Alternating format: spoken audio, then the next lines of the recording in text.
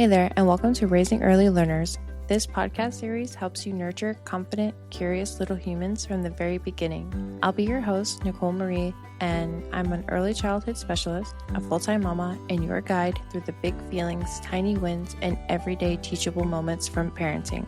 Whether you're at home, in the classroom, or somewhere in between, you're in the right place. Each week, we'll dive into practical tools, gentle strategies, and real talk to support you in raising children who feel seen, safe, and supported. So take a breath, grab a snack, and let's grow together.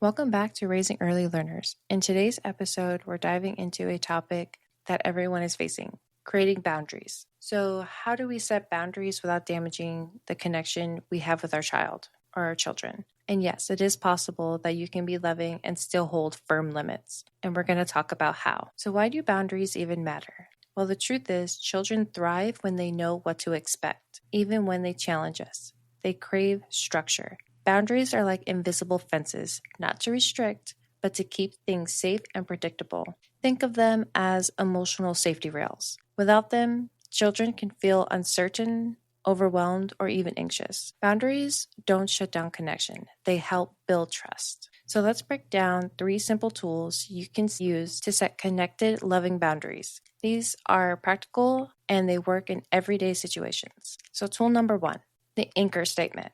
This is your calm go-to line that holds the boundary without getting emotionally pulled in. Something like, I hear you're upset, but it's still time to clean up. You're being present without engaging in a power struggle. Think of it as your emotional anchor. Tool number 2, the kind, firm sandwich. Start with empathy, state the boundary clearly, and then offer support. So you would say, I know you don't want to leave the park. It's hard to stop playing. It's time to go now.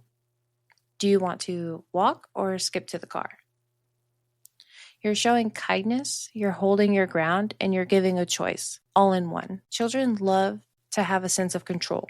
So giving them these choices help them be more in control of the situation and they can focus. Tool number 3, predictable routines. And this one is pretty crucial.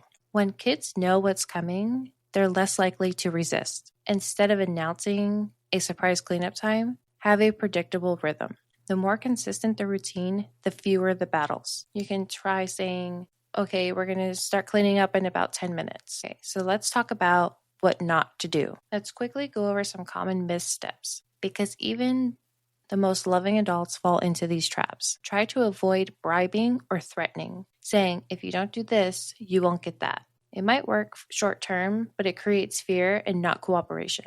Instead, focus on calm limits and natural consequences.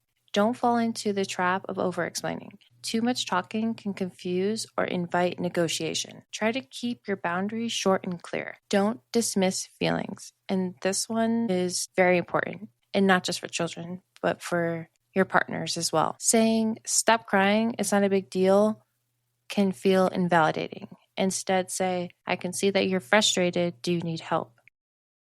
So let's walk through a real life moment. Your child doesn't want to turn off their show. Try saying this.